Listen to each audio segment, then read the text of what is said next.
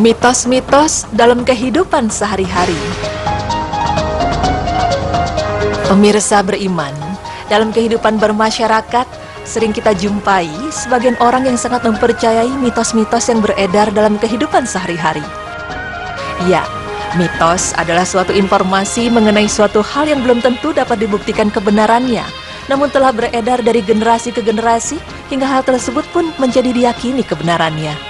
Dalam ajaran Islam sendiri, terdapat pula mitos-mitos yang beredar di masyarakat, seperti memakai parfum beralkohol saat sholat. Ya, banyak orang yang berpendapat bahwa memakai parfum yang mengandung alkohol saat sholat, maka sholatnya menjadi tidak sah. Namun, tahukah pemirsa bahwa anggapan tersebut tidaklah benar, karena memakai parfum yang mengandung alkohol pada saat sholat bukanlah suatu hal yang najis. Kita harus membedakan perbedaan hukum antara masalah keharaman dimakan atau diminumnya khamar dengan hukum mengenai masalah kenajisannya, karena hal itu adalah dua hal yang berbeda. Diriwayatkan dari hadis riwayat Al-Bukhari 2884, 4254 dan Muslim 3662 bahwa Rasulullah pernah menyuruh seseorang untuk menyerukan bahwa khamar telah diharamkan. Namun kemudian Abu Talhah menyuruh Anas untuk keluar dan menumpahkan seluruh khamar. Maka ia pun keluar lalu menumpahkannya, dan khamar pun mengalir di jalan-jalan di kota Madinah.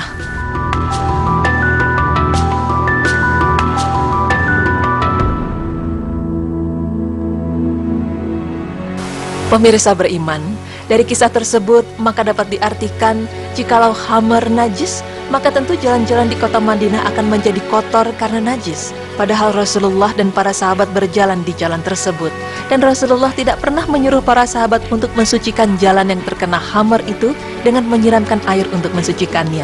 Sehingga dalam hal ini dapat dikatakan bahwa hukum khamar atau alkohol itu tidaklah najis, walau hukumnya haram untuk diminum atau dikonsumsi.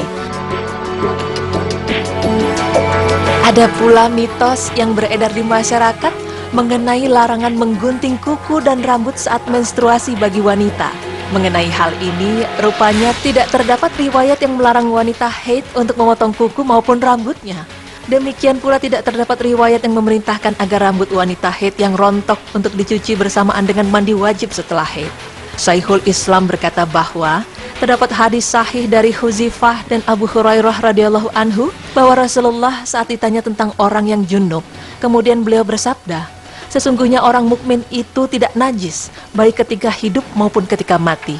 Dan saya belum pernah mengetahui adanya dalil syariat yang memakruhkan potong rambut dan kuku ketika junub. Jadi pemirsa, mitos dalam masyarakat yang berkembang selama ini merupakan kepercayaan yang tidak berdasarkan ilmu yang pasti.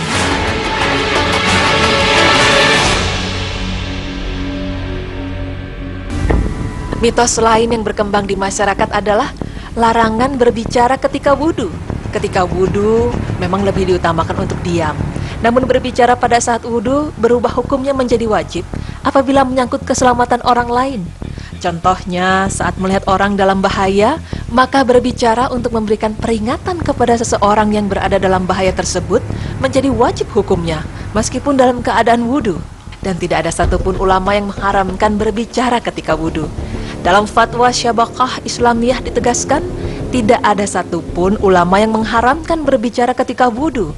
Karena itu berbicara pada saat wudhu dibolehkan, hanya saja hukumnya makruh atau kurang utama. Pemirsa beriman, itulah tadi beberapa mitos yang beredar. Mitos lain yang berkaitan erat dengan kehidupan di tengah-tengah masyarakat kita.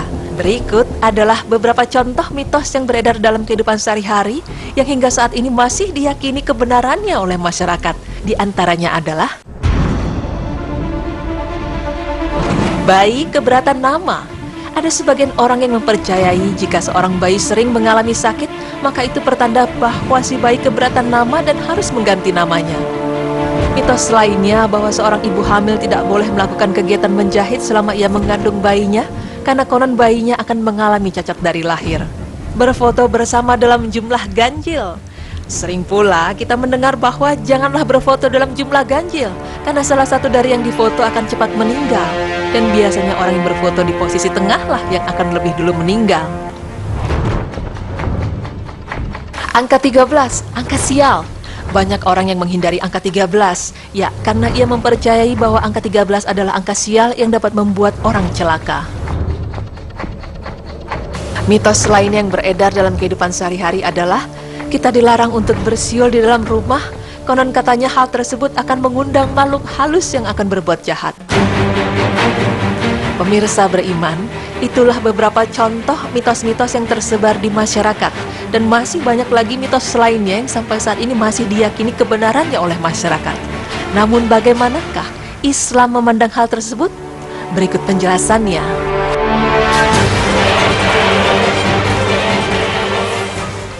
Dalam Islam, mitos atau suatu hal yang tidak dapat dibuktikan kebenarannya disebut dengan tiaroh atau tahtayur. Ya, tiaroh adalah suatu perbuatan yang dipercaya dapat mendatangkan sial atau dianggap sial, hingga dapat menyebabkan seseorang yang mempercayainya melakukan syirik. Rasulullah SAW bersabda, "At-tiarah adalah kesyirikan. At-tiarah adalah kesyirikan. At-tiarah adalah kesyirikan." Hadis riwayat Abu Daud, At-Tirmizi, Ibnu Majah, dan Ahmad. Dan menurut Syekh Muhammad bin Salih Al-Utsaimin rahimahullah, tiaroh adalah menganggap sial atas apa yang dilihat, didengar, atau yang diketahui. Seperti yang dilihat yaitu melihat sesuatu yang menakutkan, yang didengar seperti mendengar burung gagak, dan yang diketahui seperti mengetahui tanggal, angka, atau bilangan. Kebenaran mengenai mitos yang tidak dapat dipastikan kebenarannya sangat bertolak belakang dengan ajaran agama Islam. Ya, Islam sangat mengagungkan sebuah kebenaran, dan tolak ukur kebenaran dalam Islam yaitu bersumber dari wahyu Allah Ta'ala. Baik dalam Al-Quran maupun Al-Sunnah, Islam juga mengagungkan ilmu dan mengharamkan berkata tanpa dasar ilmu yang benar. Allah berfirman yang artinya, "Kebenaran itu adalah Rabbmu, sebab itu janganlah sekali-kali kamu termasuk orang-orang yang ragu." Quran Surah Al-Baqarah ayat 147.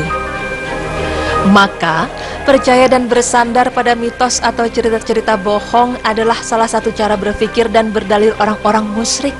Mereka tidak menggunakan akal dan hati mereka untuk mencari dan mengamalkan kebenaran.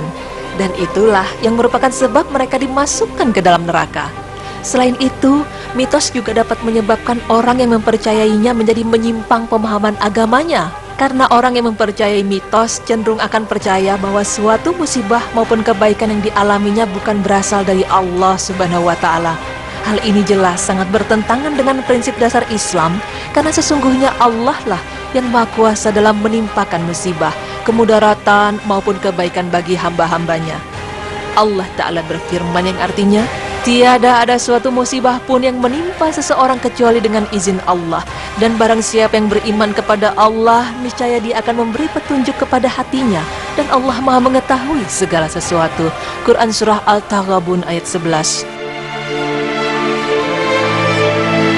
Pemirsa beriman, apabila ada di antara kita yang pernah mempercayai atau meyakini kebenaran suatu mitos yang justru membawa kita kepada kesyirikan, maka segeralah memohon ampun pada Allah Subhanahu wa Ta'ala. Kita bisa memanjatkan doa seperti yang diajarkan oleh Rasulullah, sebagaimana yang Rasulullah sabdakan. Doanya berbunyi, "Ya Allah, tidaklah kebaikan itu datang kecuali darimu, dan tidaklah kesialan itu datang kecuali darimu, dan tidak ada sesembahan yang berhak disembah kecuali Engkau." Hadis riwayat Ahmad. Demikianlah pemirsa, penjelasan mengenai mitos-mitos yang beredar dalam kehidupan sehari-hari.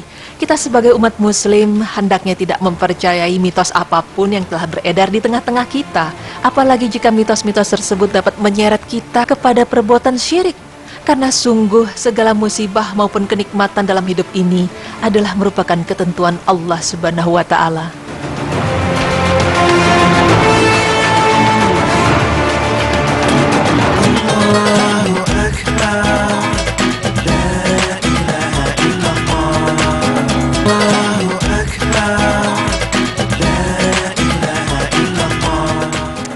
Alhamdulillah terjawab sudah ya. Jadi selama ini banyak yang nanya kalau misalnya lagi haid, boleh gunting kuku nggak, boleh potong rambut nggak. Jadi ternyata itu cuma mitos pemirsa. Jangan menjadi keyakinan karena jatuhnya syirik. Iya, Waduh, betul. itu dosanya kan, aduh. Aku sih nggak sanggup nanggungnya ya. Jadi mulai sekarang kamu udah tahu kan seperti apa dan harus bagaimana. Oke, insya Allah besok kita ketemu. Hari Senin ketemu lagi nya. Iya, hari Senin. Weekend. Besok mau ngapain nih? berlibur bersama keluarga. Oke, sama. Saya juga mau keluar kota. Pemirsa, selamat berweekend. Mudah-mudahan weekendnya nggak lupa sama sholat, nggak lupa sama ibadah-ibadah yang lain, nggak lupa dengan melakukan kebaikan. Yes, jangan lupa saksikan terus Berita Islami Masa Kini hanya di Trans TV, milik kita bersama. Wassalamualaikum warahmatullahi wabarakatuh.